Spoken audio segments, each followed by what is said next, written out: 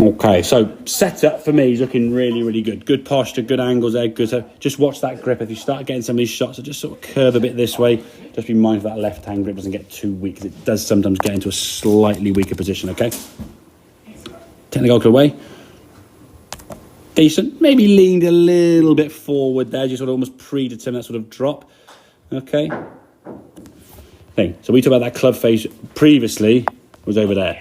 You've changed that 45 degrees, which is a lot, and in fairness, credit to you. So that's where it shows that the practice has paid off there, and you've changed that. You can see the legs there have moved a little bit less, the gap there. This one's kind of a little bit gone a bit that way, but that back's a net class, right? Now we look at the transition down. So there's the movement, yeah? Your head now is moving, and your left arm isn't actually moving across the chest at all, yeah? It's only until you get to, I guess about now, the left arm is moving, and your left arm is kind of here and just sort of going like that, yeah? There's none of this movement with sort of the left arm ticking. So when your body unwinds and the shoulder has to come down, which obviously it does, the club now is pretty vertical, kind of through your neck area. You did some of these drills here now where you drop it there. So it's about that club in through your right forearm. Perfect. Drop it in there. Club now looks a lot lower coming into impact. That from there looks like hitting the ground is going to be really easy. That when that club gets level with your hands there, we're quite low to the ground, okay? So same again. So you see your shoulder now is staying back. The left arm now is moving independently, which will give the sensation to you, oh, my swing's too armsy.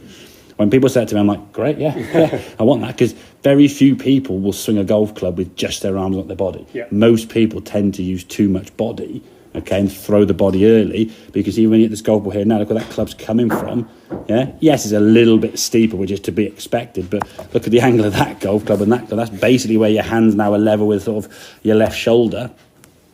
When your hands are over there, when that then comes back into impact, I mean, that club is, I mean, you think if I said to you now, chip a golf ball, and your club's coming from I mean, you'd almost have to do that with your hands, yeah? If you let your arms release properly, it's going behind you, yeah? Yeah. That's really, and again, you look quite hunched in the posture. It looks again like the club's just basically too close to the ground and got no space to go, and you've got to try to react to that shot again as you come in. That one there now, I mean, it's great. I mean, like, really, really good position. I'm not trying to sort of patronise and saying that. I'm just genuinely saying that is a really, really good position. And club coming through, again, looking great. I mean, look how you look physically. Yeah. I mean, one looks like you're just like electric shock sort of happening in your back. And you're like, what? I mean, shot. The other one's been kind of like, okay, yeah, I'm in a good position there. I mean, just look at your posture. Like a scared cat.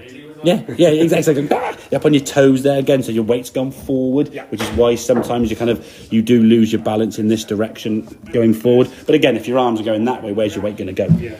It's bound to go that way. The arms then swab across the golf ball quite a bit to the left. A sort of hunched up position. I mean, really high up with the shoulders. Compare that to this one here now.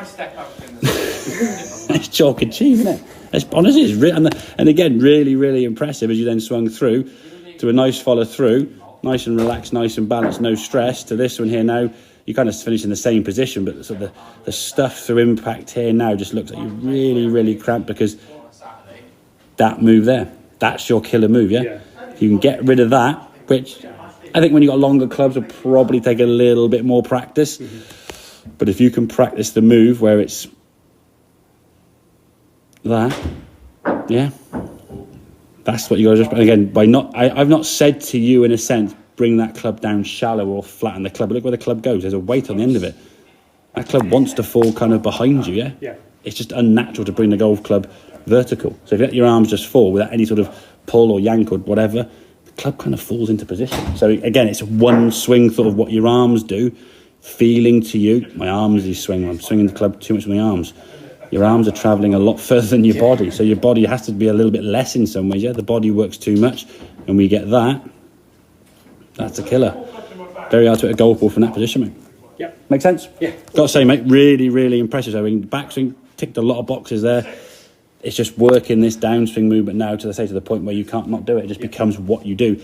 I would practice with either, I mean, if you can get those noodles there, or a head cover, or just something on the ground. I won't use a shaft, because in case you do whack it, you might. I had one lady, bless her, she put a golf club down there to work on her impact and smashed her shut. I thought, oh, God bless her. So, yeah, something soft and not going to hurt yourself again, because if it's too hard and you might bang into it, you're going to just basically, and that's why you towed a couple, because you're obviously trying to miss the first couple, okay? So, get some feedback there. Make 5 shots with this kind of practice movement, yeah? And then hit it. Then hit 1 shot without any pre-work, any sort of practice. Walk straight in the golf ball, boom, hit it. If it's a good shot, hit another one. If it's a good shot, hit another one. If after a select number you hit a bad shot, do the drills and stuff again, yeah? So you start repetition with the correct movement. What we don't want you to do is hit a golf ball that goes, drifts out to the right, or goes way over here, and then you start trying to fix it with other things that you can almost do unconsciously, yeah? The ball's going way to the right with the fade. I know, I'll just swing the golf ball to the left, yeah? You'll do it, yeah? Okay, cool. Does that make sense, yeah? Awesome, thank you good very stuff, much. very good.